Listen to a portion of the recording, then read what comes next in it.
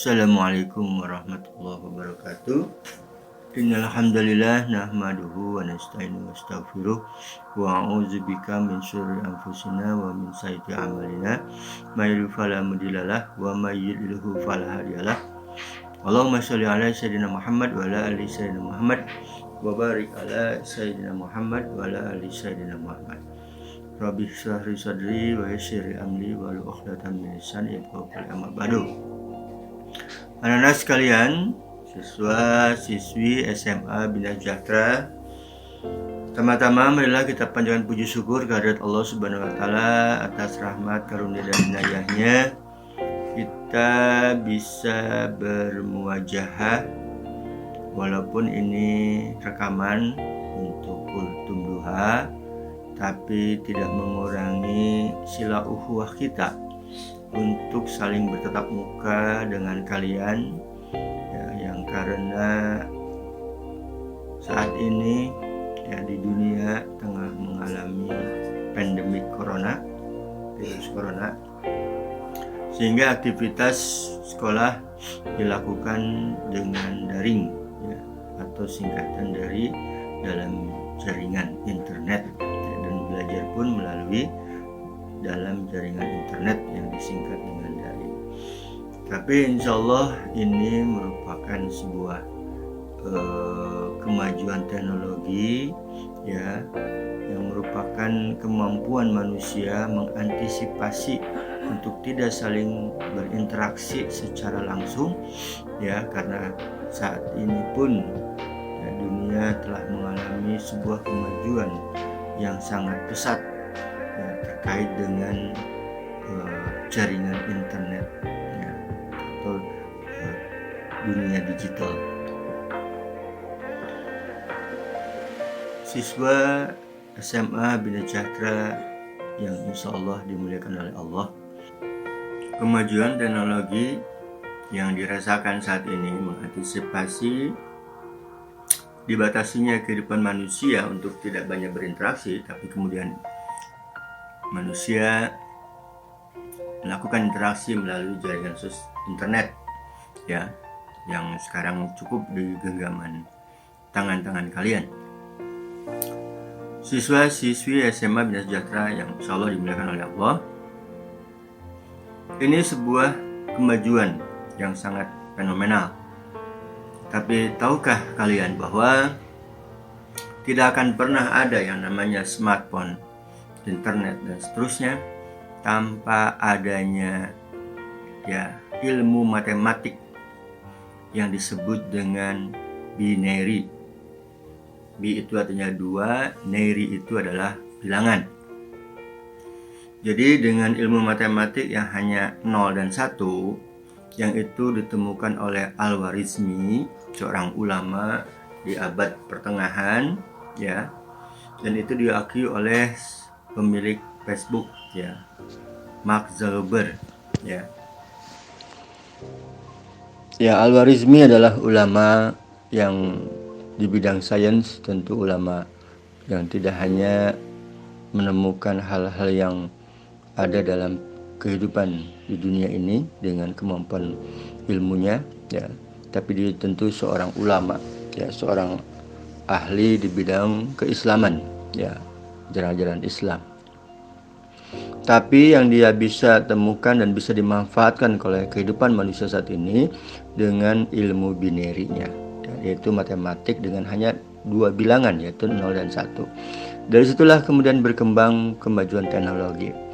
Di sini Bapak ingin menjelaskan bahwa sesungguhnya Allah telah menyempurnakan ciptaannya berupa manusia dengan akal pikirannya. Kemampuan akal manusia itulah yang kemudian menjadikan kehidupan manusia ini menjadi kehidupan yang bisa menjadi mudah. Kemajuan teknologi yang dimanfaatkan oleh manusia ya untuk memenuhi kebutuhan ya, itu akhirnya menjadi sesuatu yang amat sederhana dan mudah. Nah, artinya bahwa apabila pengetahuan yang dibarengi dengan ya,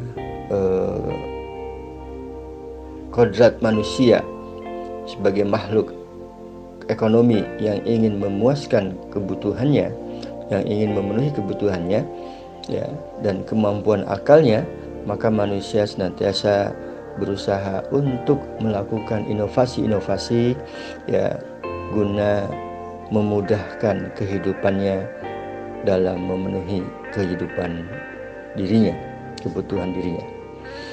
Kita ketahui bagaimana manusia zaman dahulu, ya, zaman purba, ya, untuk mencari makan dia harus berburu, mengumpulkan makanan, ya, kemudian berkembang, bercocok tanam, ya, berkembang lagi hingga saat ini, ya, bisa dikatakan di era modern ini manusia sudah, ya, bisa dan mampu memenuhi segala kebutuhan hidupnya atau hajatul adawiyah.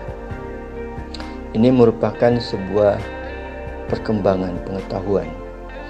Tetapi di sisi lain, karena manusia juga tidak terlepas dari hawa nafsu, sehingga, ya, perkembangan kehidupan di dunia ini yang tidak dibarengi dengan aturan Allah, maka kerusakan pun senantiasa semakin dahsyat. Ya, kerusakan moral, kerusakan alam, lingkungan juga semakin dahsyat.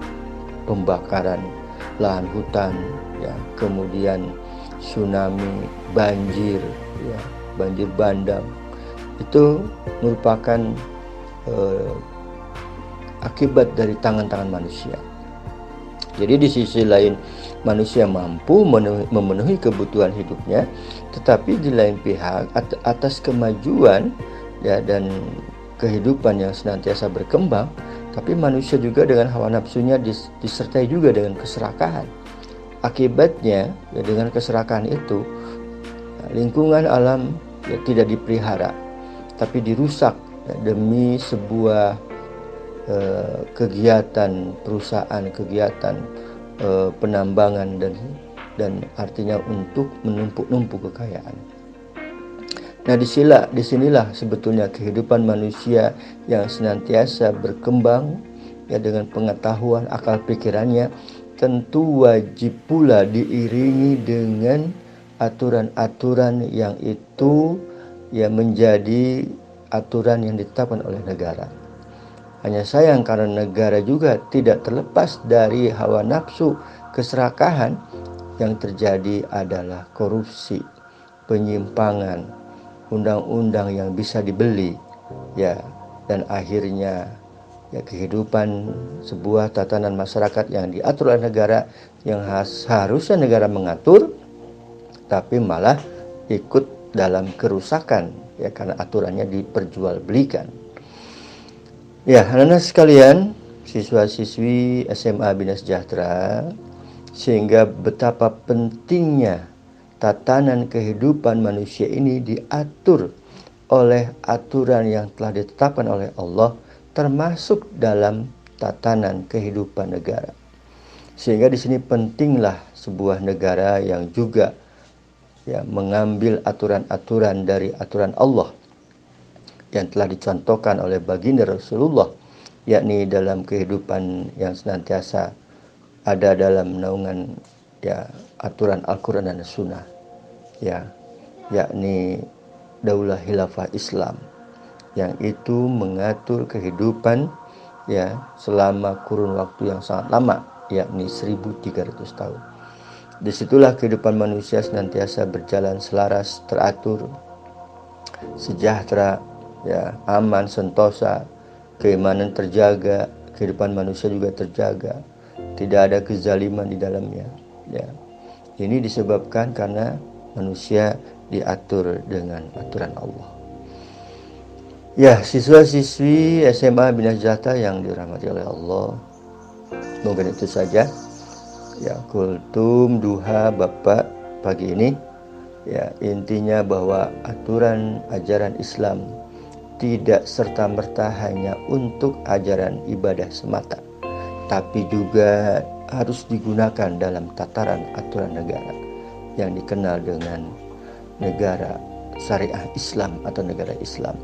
Jadi tidak perlu takut, ya, dengan negara Islam, karena negara Barat senantiasa yang merasa khawatir karena keserakahan akan eksploitasi di negeri-negeri muslim akan dihentikan oleh kekuatan yakni kekuatan daulah Islam. Maka mereka terus-menerus membuat stigma buruk kepada kaum muslimin sendiri akan kehidupan yang diatur oleh Islam, seolah-olah itu adalah aturan yang akan menimbulkan kacauan.